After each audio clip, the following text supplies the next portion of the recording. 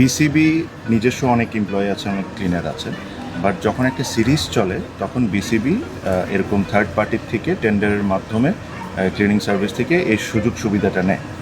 তো যখন এই টেন্ডারটা হয়েছে, একটা কোম্পানি টেন্ডার পেয়েছে, তো নিয়ম কি ওই কোম্পানি লোকজন দিবে।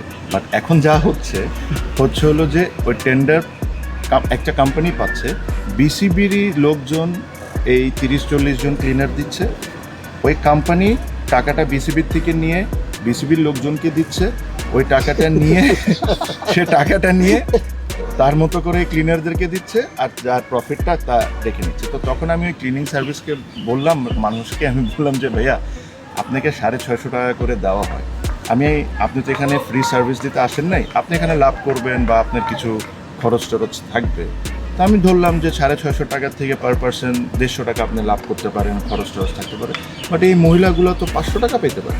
তো বলে যে ভাইয়া আমি 500 টাকা করেই দিই। তো বলে যে আমি জিজ্ঞেস করছি কাকে দেন, তো বলে যে বিসিবির ওই উমুকরে দিই। উমুকরে দেওয়ার পর উনি আবার ওই ভদ্রলোকটা খালাম্মাদেরকে 300 টাকা করে দেন।